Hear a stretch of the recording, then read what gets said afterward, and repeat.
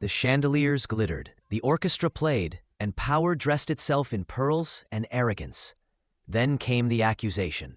"My ring is gone," shrieked Evelyn Hargrave, her voice slicing the ballroom in half. Cameras turned, and every eye locked on Selena Grant, the only black CEO in the room. Bags were searched, whispers hissed, humiliation staged for the world to see. But what the Hargraves didn't know was that Selena wasn't their victim. She was their executioner, and their empire was already collapsing. The ballroom glittered with gold leaf walls, chandeliers heavy as judgment, and a guest list carved from America's so-called elite. Senators, bankers, media titans, all orbiting the Hargrave dynasty like moths to a flame. But the spotlight was never meant for Selena Grant, the black biotech CEO whose company had saved thousands of lives. She had built her empire molecule by molecule, patent by patent. Tonight should have been her victory. Instead, the Hargraves staged it as her humiliation. Her place card was shoved down the oak table, far from the cameras, away from the seats of power. A small insult, but deliberate. Symbols mattered in that palace of arrogance, and they wanted everyone to see who was central and who was expendable. When the servers poured wine, Selena noticed the switch. Everyone else received vintage Bordeaux. Her glass, a cheap substitute, slid across the table with a smile as brittle as porcelain. A joke, a signal, a wound disguised as etiquette. Laughter rippled behind napkins. "She looks out of place, doesn't she?" whispered a guest loud enough to be heard. Heads nodded, phones tilted to record. Polite society doesn't strike with fists, it wounds with optics. And tonight, Selena was their chosen spectacle. Then the shriek cut through crystal and chatter. Evelyn Hargrave's jeweled hand clutched at her throat. My ring is gone."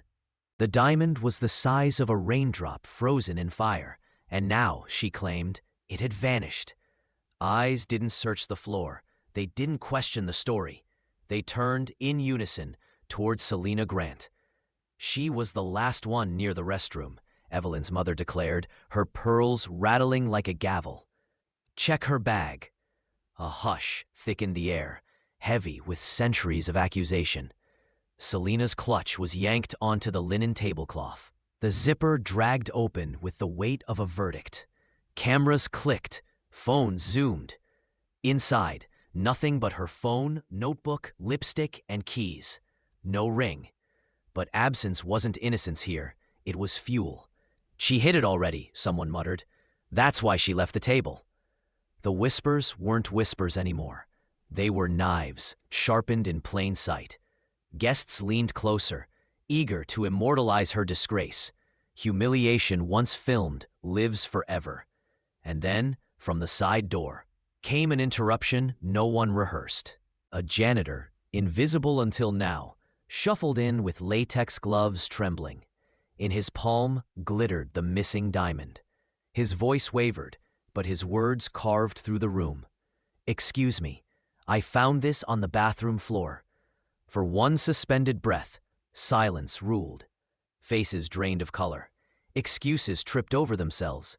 "Oh, how careless," Evelyn stammered. "Must have slipped." Her mother added quickly, "Just a misunderstanding." A misunderstanding, the word that excused every cruelty disguised as etiquette. Selena didn't argue. She didn't raise her voice. She simply slid her phone from her purse, typed one clean sentence, and tucked it away. The Hargraves thought they had branded her with shame. They didn't know they had handed her the scalpel to dismantle their empire. By morning, clips of the accusation blazed across every screen. Headlines screamed, "Black CEO, accused at Billionaire Gala." Hashtags swarmed like wildfire. Analysts speculated about her company's future. Strangers judged her worth in 280 characters. The truth, that the ring was found, was drowned beneath the humiliation. But then came the second clip, the janitor holding the diamond. His testimony was clear. Still, the Hargraves smirked before cameras, dismissing it as an overreaction. "These things happen. Don't be so sensitive." The arrogance stung sharper than the accusation itself. Yet Selena remained silent. She understood power wasn't in rebuttals, it was in timing. And her silence terrified them more than fury ever could. Because while they mocked her, journalists dug deeper. Within a week, the truth emerged. The $920 million contract the Hargraves flaunted wasn't expansion. It was desperation. Their empire was hollow, their towers mortgaged into fragility, their wealth borrowed against crumbling foundations. This deal with Selena was no triumph. It was life support. Whispers turned into headlines. Would she still sign? Would she swallow the insult? Or would she torch the stage they built for themselves?